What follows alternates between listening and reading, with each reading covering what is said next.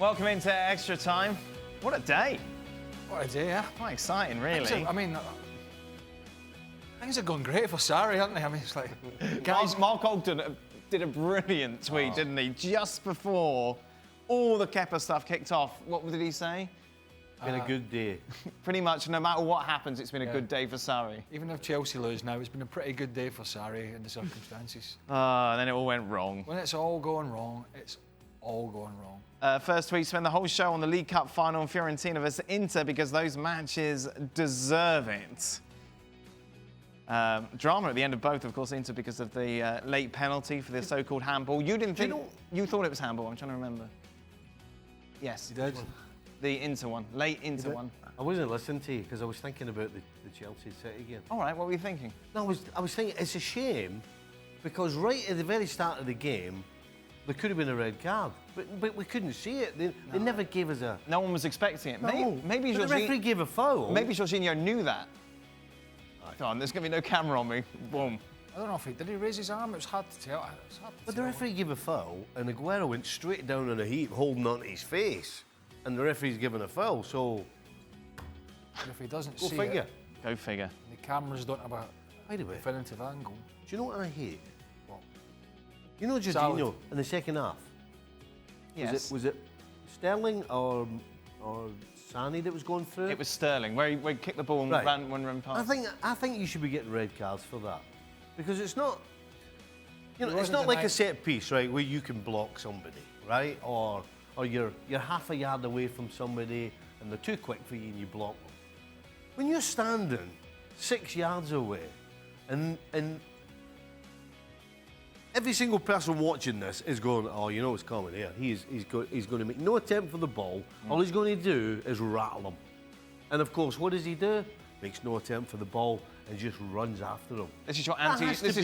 That has to be a red card. It's your anti-Jorginho ways against it. No, not at all. So No, if that I hate happens in his own half or in the opposing I don't half, care where it happens, Craig. If oh, nearly got. Go on, get up, where are you going? No, if I'm that far off somebody, and you know that they're going to knock it past me, and all you're doing is lining them up from 6 yards to just rattle them, that's got to be a red card. Okay. So you should go to the Why don't you go to the IFAB meeting. Why don't you go to the IFAB meetings instead of Shaka and say, I want every infringement to be a red card? Okay. How many players will be left in the field, Gab? I'm not saying that at all. Oh yeah, how many people did you see doing what he did today?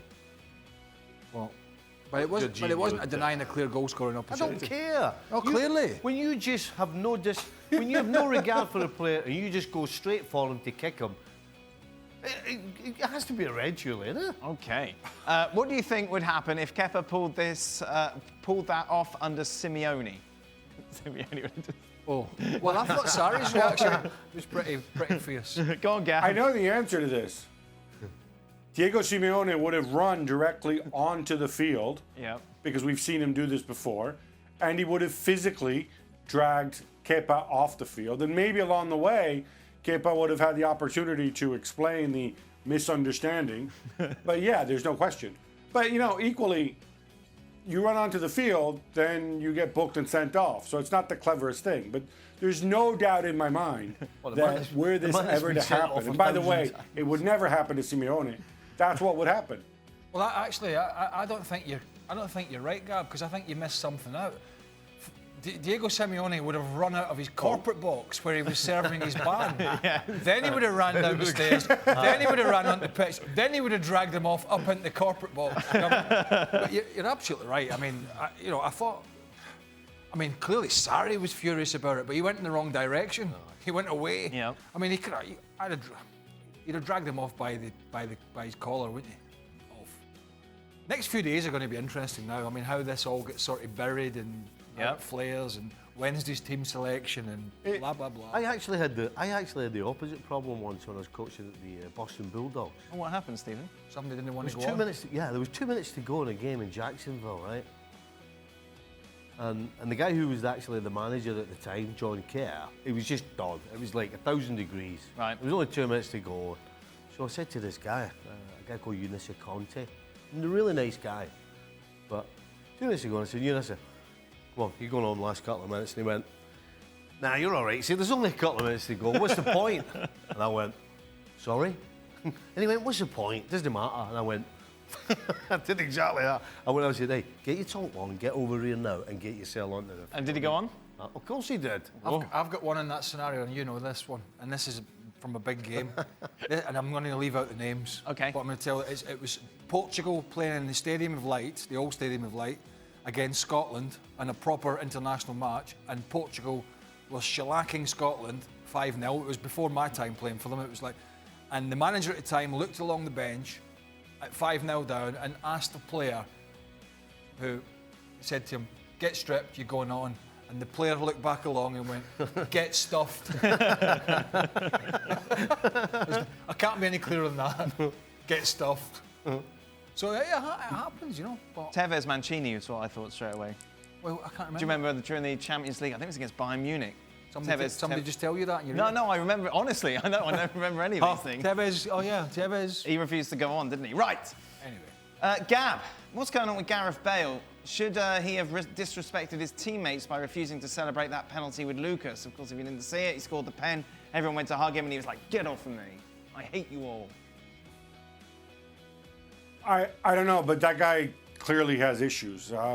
With the goal celebration the week before, and then it feels as if people are taking pot shots. Marcelo saying that, you know, he's been here 5 years and he can't speak Spanish, which I think Bale would dispute. There are interviews where he appears to be speaking Spanish, but he could just be reading phonetically off a cue card for all we know. And then to the Courtois thing about they all go out to dinner, but it's past Bale's bedtime.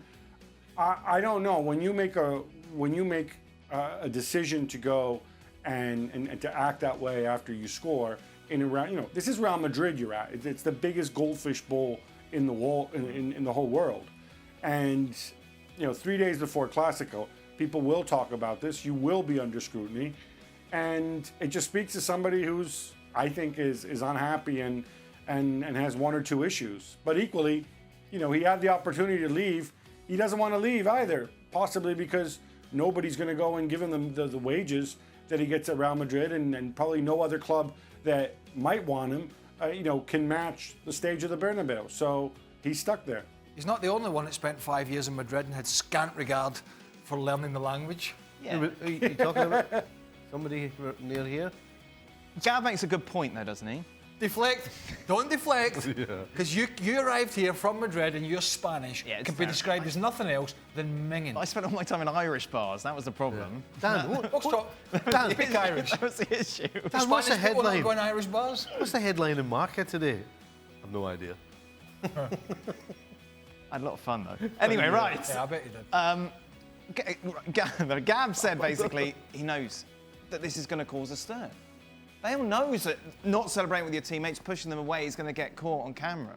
Why is he doing it? Dressing room's a horrible place when you do that. What, like leaving a game when your team are losing and you're not playing before the end? Yeah. Incognito. Yep. In Madrid. Not going out for a team bonding dinner because it's too late. You know, it's... A dressing room's a lonely place when nobody's talking to you, let me tell you. So every single day he goes in, it's going to be a nightmare. There's no way he can't speak Spanish. Well, I'm not saying there's no way, but I can't be having it, because the one thing in Stevie said, dressing rooms are a great place when you've got good teammates, and the one thing you miss when you stop playing is the banter in the dressing room, because it can be ferocious. Right. It can be ferocious and it can be ferociously funny. But if you can't even get involved in that, it's got to be horrible before you even get on the field to start playing. So he must be able to speak at least some. I don't know. But anyway. having said all that, it's kind of a weird thing we're judging him on, because can you imagine, for example, Kun Agüero's English is that good? You can't. Is this just kind of getting blown up? Go on, Dan. Yeah. Dan, one key difference. Most of Kun, and this is something you could have used in your defense when you were working for Real Madrid TV, most of your colleagues were English speakers. Most of Kun Agüero's colleagues speak Spanish. Yeah. Okay?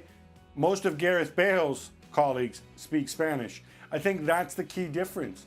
For a lot of foreign players, especially who live in the north of England, they live kind of in this little bubble where, you know, they have their big house, they have the 3 or 4 restaurants they go to, and they have their teammates. And when enough of them speak your language, you don't really need to go out there and expand your vocabulary beyond a few basic phrases. That's not the reality for Gareth Bale at Real Madrid. Yeah, to be fair, it's only a problem for Kun Aguero when he has to go to the chip shop and order fish chips and mushy peas. It's a bit of an issue. He's a big Or if he fan wants to nip in the doner kebab and say hot spicy sauce and salad with the doner kebab. Bit of an issue there. Big deal or not, Steve? What? Bale not speaking Spanish. No, I don't think you need to speak the language to get on in the dressing room. But you need to immerse yourself in the dressing room. Yeah, you immerse it. How can you get on in the dressing room when you haven't got a clue what people are saying? All the foreigners you've played with, you're telling me every single one of them could speak English. Eventually. Right, eventually. So what did you before that? They joined in with the fun. Yeah. Well, right. Well, they tried. Well, exactly, but it was quite difficult. But they were still involved. That's all it's about. Everyone is being involved. Listen, if you Gianluca Vialli speak one word. You don't need to speak one word to be involved in pranks and carry-ons and everything else.